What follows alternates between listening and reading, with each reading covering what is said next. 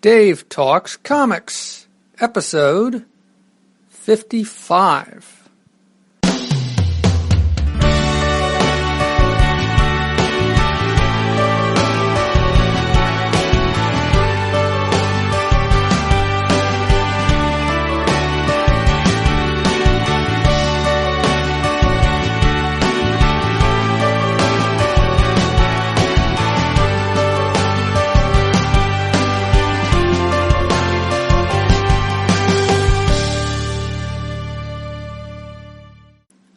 Dave Talks Comics is a podcast on the subjects of comic books and cartoons.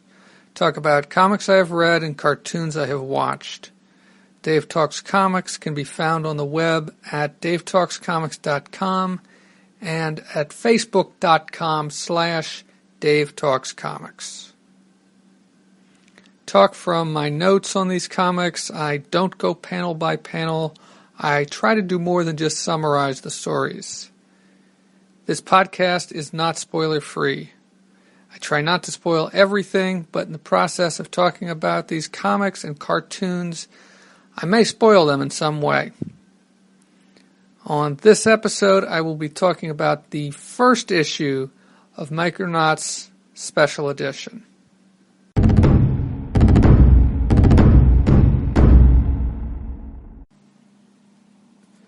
Micronauts. Originally, I was going to try and make one recording about the first 12 issues of Micronauts. But as I start to make notes on it, as I start to go through the issues, I think there's a lot more here to talk about than I want to try and do in one sitting.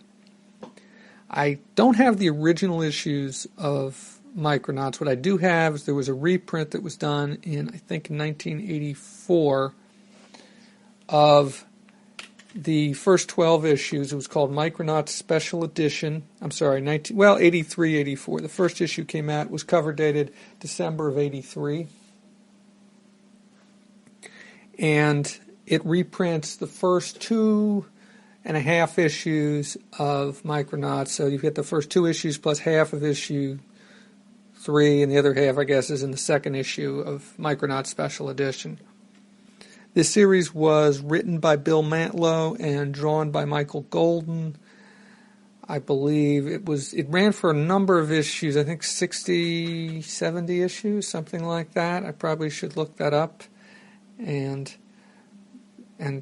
so I can tell you for sure. But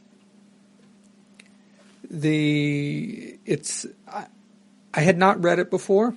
It was something I always wanted to read. Somewhere along the line, I found out about this reprint, and then I looked on Comic Collector Live. I was able to find somebody who was selling a set, and it was at a very reasonable price. I think it was less than $1 an issue is what I paid. And so I bought them a number of months ago, and I finally got around to reading them. I was trying to figure out how to go through this because I don't want to describe everything, but at the same time I do want to give you an idea of what the story is about.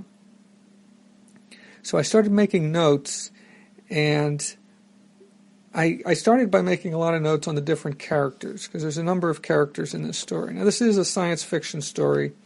It's set in it begins, the main characters, for the most part, come from the microverse, which is this tiny universe which is infinitesimal in size and cannot be seen with the human eye.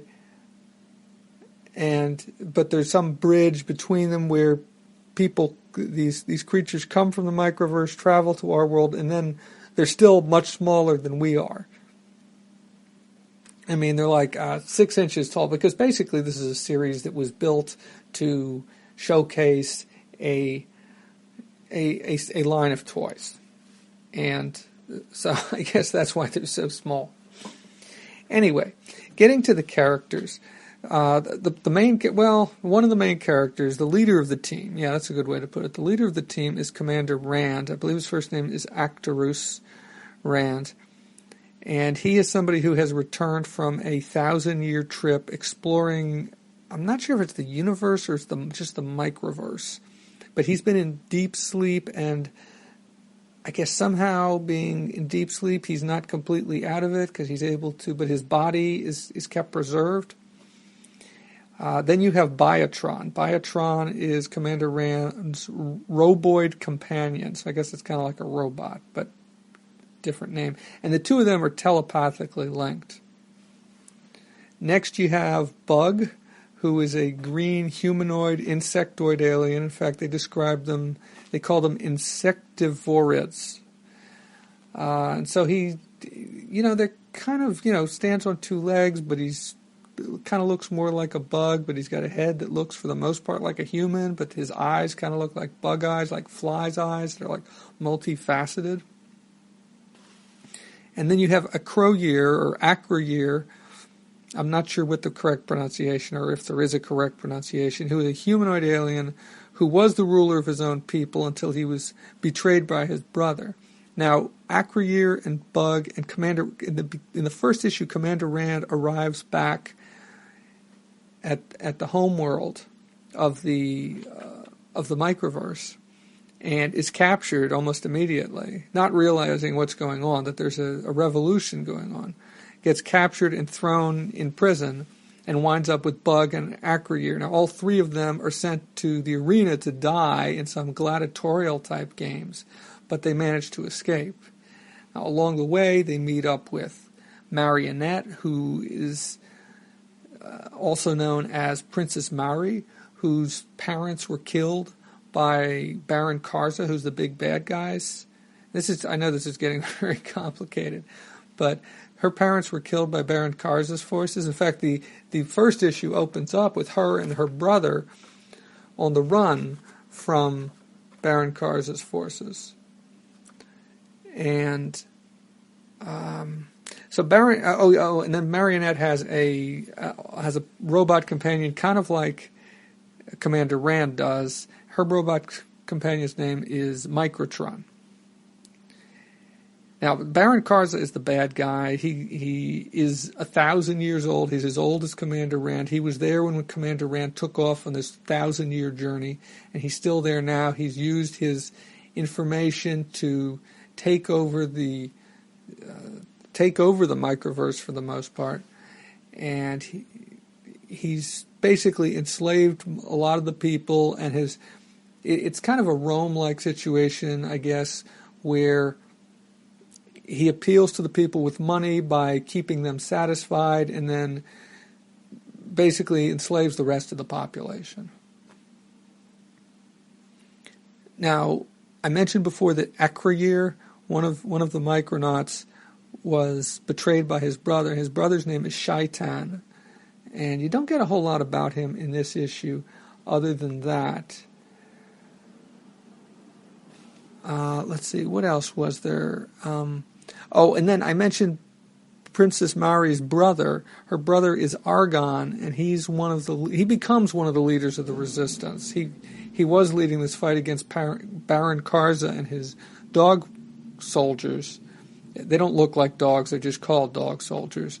They look like humans, but he's the leader of the resistance, and then there's another leader of the resistance who's going to come into the picture later on, but she's not in the picture at this point.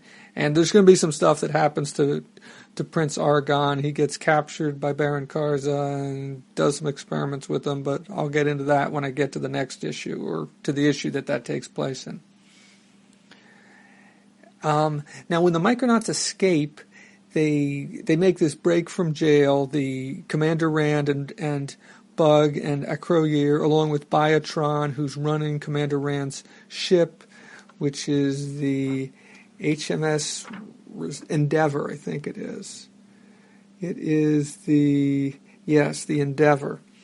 And along with, they also managed to grab Marionette and Marionette or Princess Mari and Microtron. So all 6 of them, because you also have Biotron. Yes, 6 of them escape in the Endeavor, and they somehow cross over, and they leave the microverse and wind up in our universe. And that's basically where the first issue ends. And then the next few issues are going to be about their adventures on Earth, and they are eventually going to return to the microverse. But this, and while they were on Earth, they encountered some humans. The first human they encounter is a kid by the name of Steve Coffin, whose age is a little questionable. I mean, he's obviously not he's at most a teenager, but he may even be younger than that. He looks a little older at first. Maybe he's 10 or 12 or 13, something like that, but I don't think he's in his mid-teens. And then there's his father, Steve Coffin, and his mother is not in the picture anymore. His mother is dead, and I don't think they go into any details about how his mother died, whether she had some chronic disease like cancer or what it was. But basically, the Micronauts show up, and they arrive on Earth in Steve's backyard while he's mowing the grass.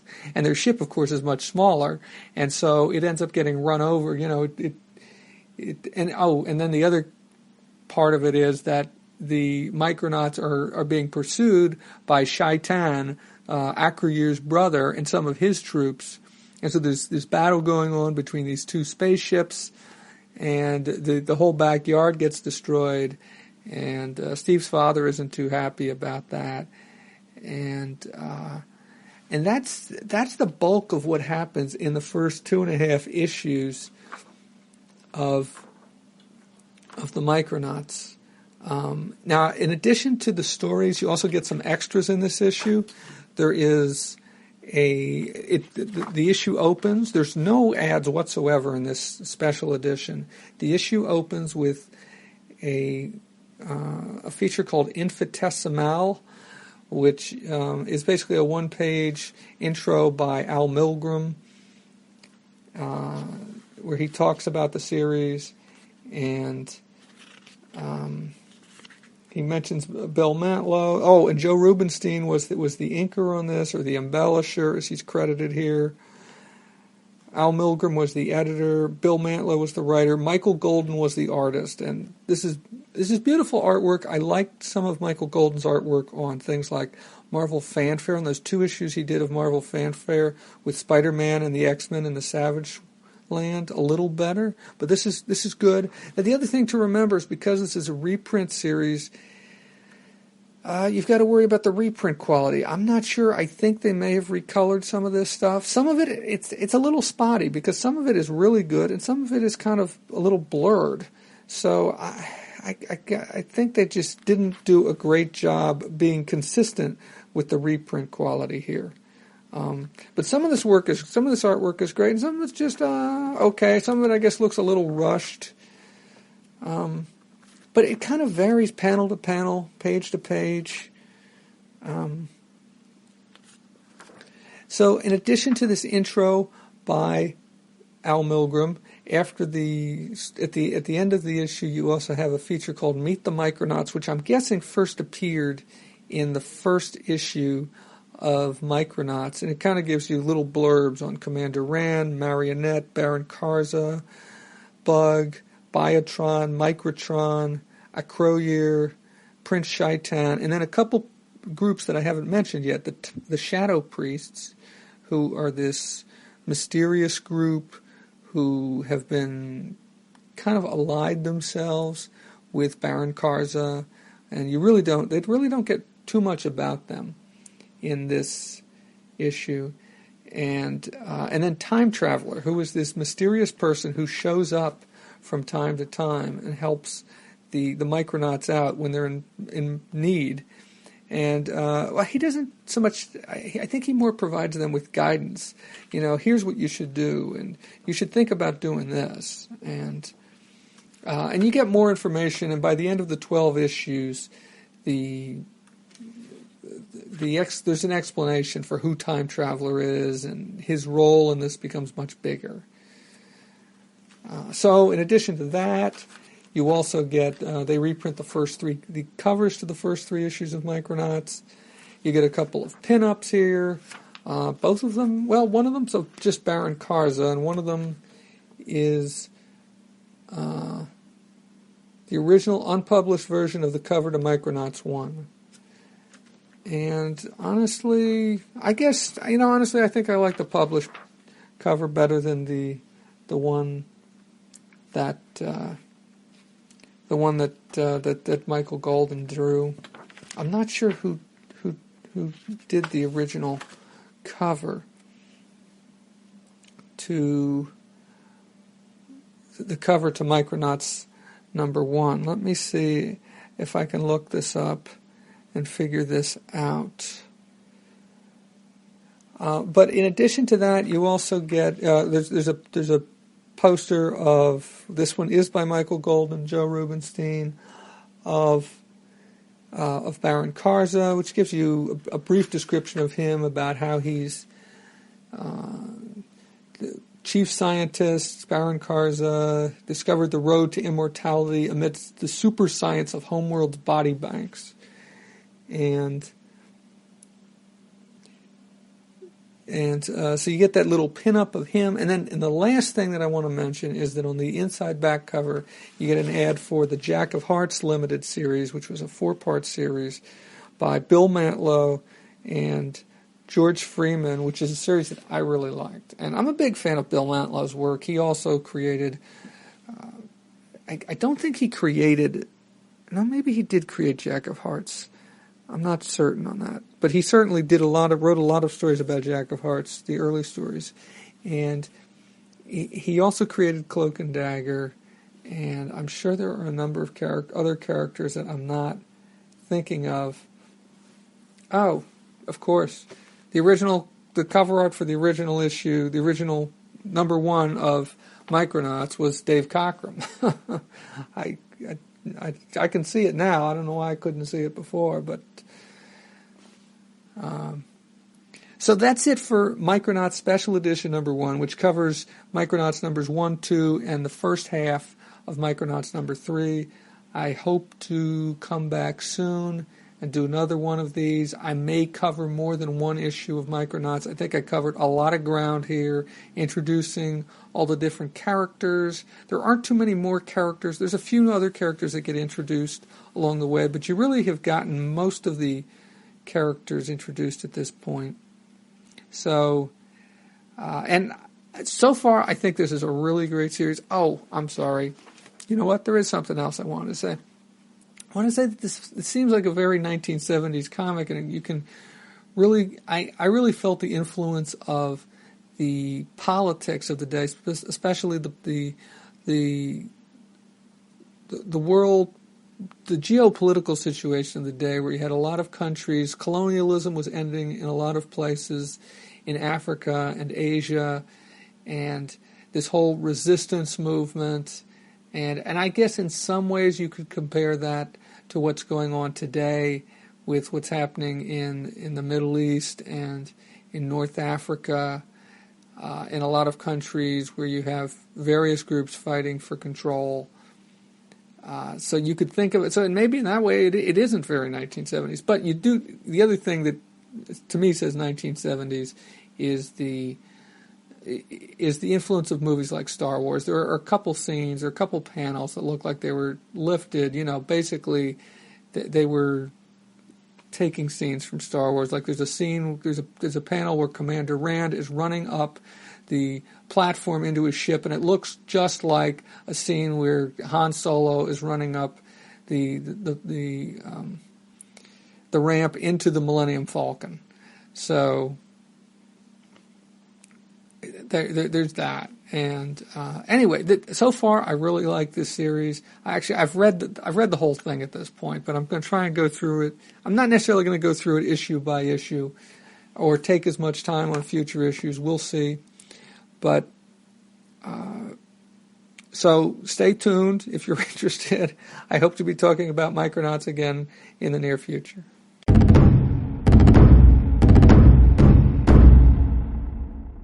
That's it for episode 55 of Dave Talks Comics. I just want to point out again, I used, well, not extensively, but I used Comic Book DB, which can be found at comicbookdb.com, and the Grand Comics database, which can be found at comics.org, in helping me to do some research for this episode. Questions or comments can be posted on the episode page at davetalkscomics.com or at facebook.com/davetalkscomics. Or, if you've made it this far, then maybe you could tweet the word Biotron to @DaveTalksComics. Next time on Dave Talks Comics, I will be jumping back into the world of Huzo Hatmu and talking about the first 5 or 6 pages each of the second issue of Who's Who and the second issue of the official handbook of the Marvel Universe. I'm Dave. Thank you for listening.